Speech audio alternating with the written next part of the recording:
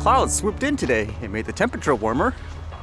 And what's going on today? I thought this was kind of interesting. As you know, the DJI Mini 4 Pro was released recently, and because of rules and regulations in Europe, they actually restricted the drones to fly, for example, only 120 meters, and people were really upset about this.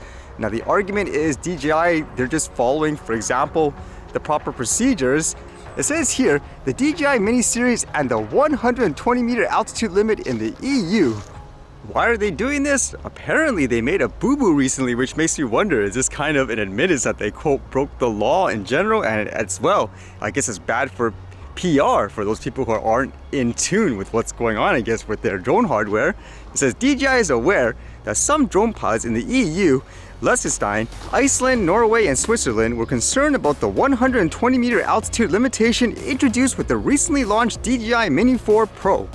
During a firmware update on the 28th of September, the limitation was temporarily lifted due to a software bug.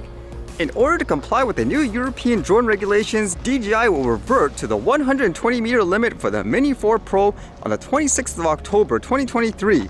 The new European drone regulations have been laid out by the European Commission and the European Union Aviation Safety Agency and will become fully applicable on the 1st of January 2024. And with that, they tell you what is the requirement to get this C0 approval. For example, they say minimum takeoff mass of less than 250 grams, a maximum attainable height from takeoff point of 120 meters, and a maximum speed in level flight of 19 ms. And for the responsibility of the pilot, it says no flights expected over uninvolved people, no flight over assemblies of people, and maintain flight altitude below 120 meters above ground level. And so with that, they're giving you the option to actually remove this restriction, which in turn would make this non-C0 compliant.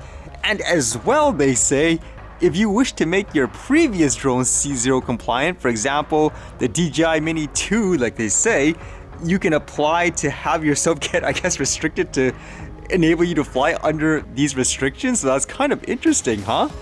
Now, in terms of the general procedure, they give you these screenshots. For example, it says how to apply for flying more than 120 meters above takeoff point with your 2023 Mini 4 Pro. So first, they show you could find in the app the options that you'll need to select, saying here, request higher altitude limit. And from there, you would register all your details. And the interesting thing is, I guess they say you need to tear out, for example, like the C0 label, and as well take a picture of the serial number. You send that in, and then once you send in your application, apparently, I guess, they will give you a firmware of a sort which will get rid of the restrictions. That's kind of interesting, huh? So you could either restrict yourself in this way to be quote compliant, or you can take it out and for whatever reason, I guess, it's all in your own risk, I guess. So what would you think about this? And of course, the company is known to have their geofence software where here anyways, it doesn't even match the local law. So it'd be nice to actually get rid of it in that sense, where I know from their point of view, it's probably, hey, we need to do this so it looks like we're being responsible and all that. What would you think overall though? It's kind of an interesting, I guess, situation. And this seems like a random piece of news, although I guess if it's true anyways, it shows you there's some really evil people out there, huh? How about this one? This one says, woman allegedly poisons boyfriend with antifreeze after he inherits $30 million. A North Dakota woman was accused of poisoning her boyfriend of 10 years with antifreeze, possibly in an attempt to claim his $30 million inheritance.